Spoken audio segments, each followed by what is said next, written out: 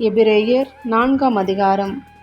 ஆனபடியினாலே அவருடைய இளைப்பாறுதலில் பிரவேசிப்பதற்கு ஏதுவான வாக்குத்தத்தம் நமக்குண்டாயிருக்க, உங்களில் ஒருவனும் அதை அடையாமல் பின்வாங்கி போனவனாக காணப்படாதபடிக்கு பயந்திருக்க கடவோம். ஏனெனில் சுவிசேஷம் அவர்களுக்கு அறிவிக்கப்பட்டது போல நமக்கும் அறிவிக்கப்பட்டது. கேட்டவர்கள் விசுவாசம் இல்லாமல் கேட்டபடியினால் அவர்கள் கேட்ட வசனம் அவர்களுக்கு பிரயோஜனப்படவில்லை.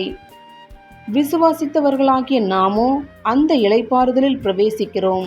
அவருடைய கிரியைகள் உலக தோற்றம் முதல் முடிந்திருந்தும் இவர்கள் என்னுடைய இளைப்பாறுதலில் பிரவேசிப்பதில்லை என்று என்னுடைய கோபத்திலே ஆணையிட்டேன் என்றார். மேலும் தேவன் தம்முடைய கிரியைகளையெல்லாம் முடித்து 7ஆம் நாளிலே ஓய்ந்திருந்தார் என்று 7ஆம் நாளை குறித்து ஓரிடத்தில் சொல்லியிருக்கிறார். அன்றியும் அவர்கள் என்னுடைய இளைப்பாறுதலில் பிரவேசிப்பதில்லை என்றும் அந்த இடத்திலே தானே சொல்லியிருக்கிறார். ஆகையால் சிலர் அதில் பிரவேசிப்பது இன்னும் வரப்போகிற காரியமாயிருக்கிறபடியினாலும், சுவிசேஷத்தை முதலாவது கேட்டவர்கள் கீழ்ப்படியாமையினாலே அதில் பிரவேசியாமற் போனபடியினாலும், இன்று அவருடைய சத்தத்தை கேட்பீர்களாகில் உங்கள் இருதயங்களை கடினப்படுத்தாதிருங்கள் என்று வெகு காலத்திற்கு பின்பு தாவீதின் சங்கீதத்திலே சொல்லியிருக்கிறபடி இன்று என்று சொல்வதினாலே பின்னும் ஒரு நாளை குறித்திருக்கிறார். யோசுவா அவர்களை இளைப்பாறுதலுக்குட்படுத்தி இருந்தால் பின்பு அவர் வேறொரு நாளை குறித்து சொல்லியிருக்க மாட்டாரே. ஆகையால் தேவனுடைய ஜனங்களுக்கு இளைப்பாறுகிற காலம் இனி வருகிறதா இருக்கிறது.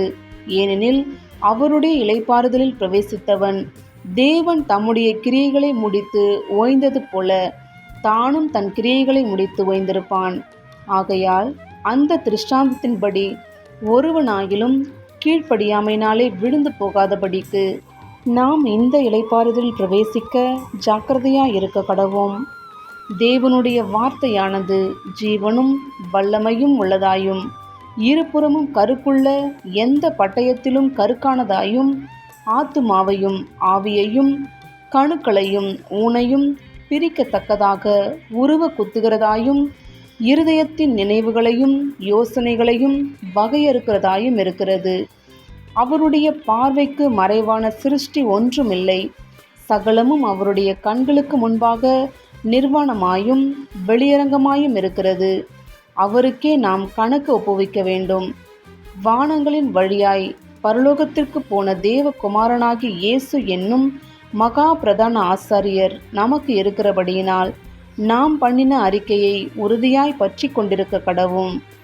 நம்முடைய பலவீனங்களை குறித்து பரிதபிக்க கூடாத பிரதான ஆசாரியர் நமக்கிராமல் எல்லா விதத்திலும் நம்மை போல சோதிக்கப்பட்டும் பாவம் இல்லாதவராயிருக்கிற பிரதான ஆசாரியரே நமக்கு இருக்கிறார்.